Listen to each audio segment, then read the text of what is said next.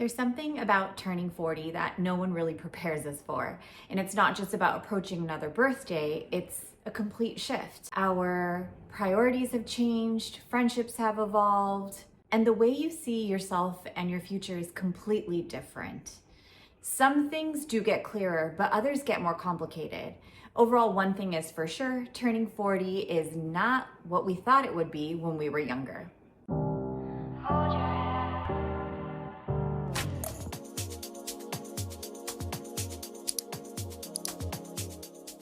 So welcome to A Millennial's Guide to Turning 40. This is the kickoff episode of a 6-part series where I share everything I've learned, unlearned, and continue to figure out in my 30s as I approached my 40s. I've selected 6 key themes that are recurring topics of conversation amongst me and my friends and fellows. Some of these themes are also ones that I've deeply reflected on over the course of the last few years. Each of the topics are going to get their own deep dive, but let's touch a little on all of it right now. Career shifts, friendships, relationships, self-image, and the mindset shifts that come with this new chapter. Let's start with the biggest myth that by 40 you should have it all figured out. Hell, some people even think by 30 you should have it all figured out. A stable career, home ownership, maybe even a family, but at least a 5-year plan that's completely locked in. Let me tell you though, most of us are still figuring it out. I personally made some huge life-changing decisions in my 30s, so I by no means had my whole life ironed out in that decade. I even moved clear across the country at the age of 32, single with no plan. So if I made all those life decisions, some that I'm absolutely gonna share with you in my 30s, the one thing I certainly made peace with by the age of 40 is that life isn't about checking off boxes. It's about making decisions that align with who you're becoming, not who you thought you had to be.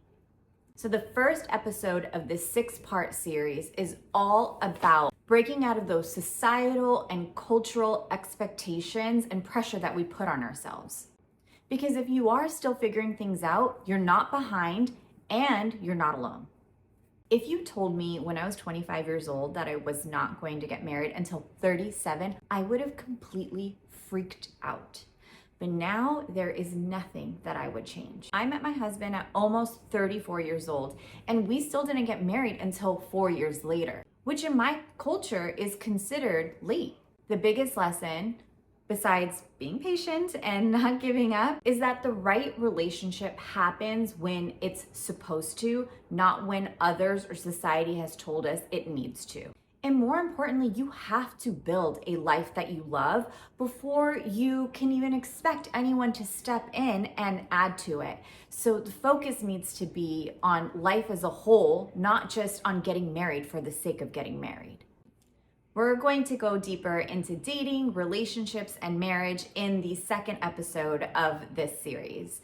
So whether you are single, married, dating, in your 30s and 40s, we're going to talk all about it and bring a whole new perspective to choosing and growing with a life partner.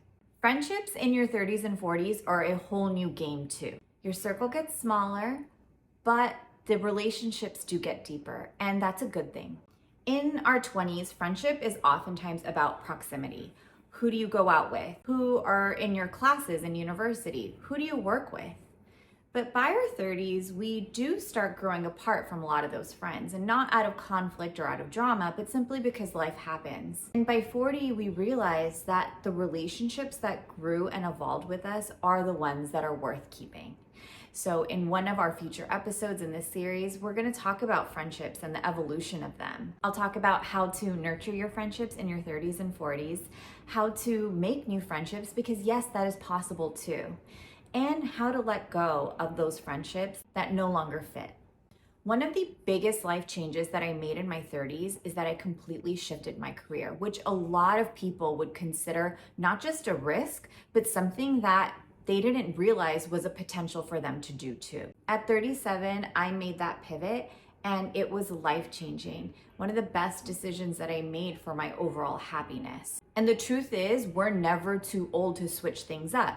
Whether it's a new industry, going back to school, or starting something completely different. But the key is we have to learn to trust ourselves even when others don't understand our decisions. So in episode 4, let's dive into career changes, how to know when it's time, how to navigate the fear.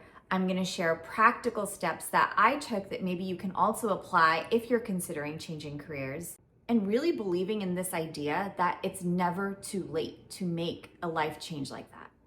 So there's this fun science that happens between 30 and 40 and beyond, and the science is called aging. And aging is really weird. One minute you're 25 years old, and the next minute you're searching under eye creams and retinol for your face. The reality is that confidence by the age of 40 should hit different. Fashion becomes less about trends and more about wearing what you feel great in. You stop caring so much about what other people think and start focusing on what makes you happy, which helps you with your mental health on the inside so that you can glow much brighter on the outside. Your body is also going to change, but instead of obsessing looking like 25 forever, you want to really prioritize how you can look and feel your best right now. So in this series, we're definitely going to be talking about aging, self-care, and how to feel confident in your skin at any age. One of the best things about our 30s and 40s is you stop doing things out of obligation and you start making space for things that actually make you happy. Whether that be writing or fitness, travel, or simply spending some time alone. So in our 6th and final episode, it will be all about finding what truly lights you up and making it a bigger part of your life.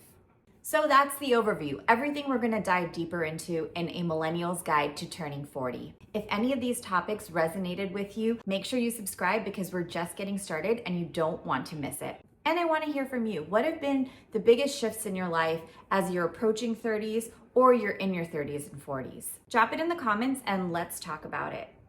Hit the like button on the way out and I'll see you in the next episode. Bye.